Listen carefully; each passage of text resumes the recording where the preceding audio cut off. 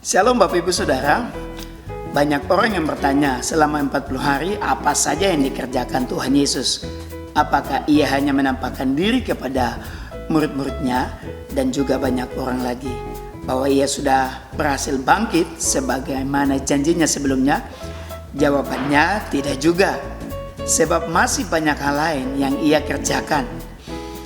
Di antaranya, sebagaimana Alkitab memberikan banyak informasi tentang aktivitas selama 40 hari kebangkitan Tuhan Yesus Kristus. Mari ikuti terus pembahasannya hari ini.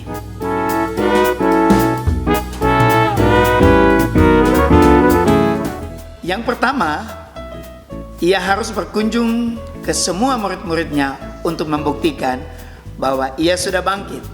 Lukas pasal 24 ayat 13, ketika perjumpaan dengan dua orang yang perjalanan ke Emmaus, di situ Yesus membuktikan bahwa dia sudah bangkit.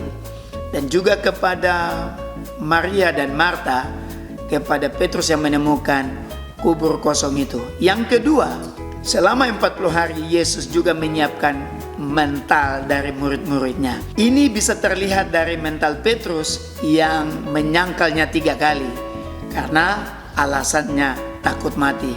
Tetapi setelah 40 hari mengalami training daripada Yesus Kristus, dia menjadi berani mati.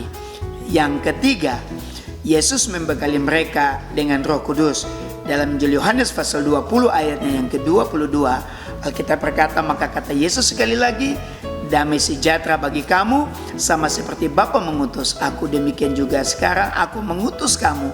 Dan sesudah berkata demikian, ia mengembusi mereka dan berkata, terimalah Roh Kudus. Yang keempat, Tuhan memberi tugas baru.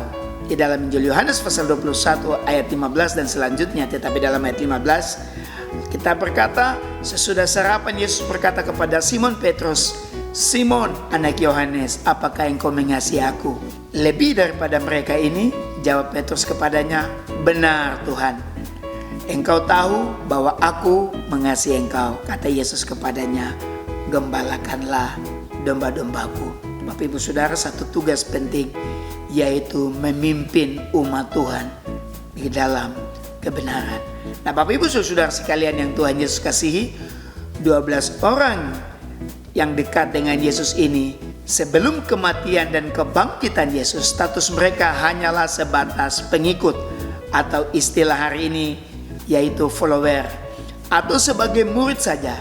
Tetapi setelah masa training 40 hari yang khusus oleh Tuhan Yesus Kristus, mereka diubahkan dan bukan lagi sebagai murid, tetapi sebagai rasul atau sebagai penggembala, yang akhirnya mereka punya follower tersendiri, termasuk saudara dan saya pada hari ini. Berkat hari ini kiranya memberkati saudara. Doa saya masih tetap bersama Bapak Ibu Saudara sekalian. Tuhan Yesus memberkati.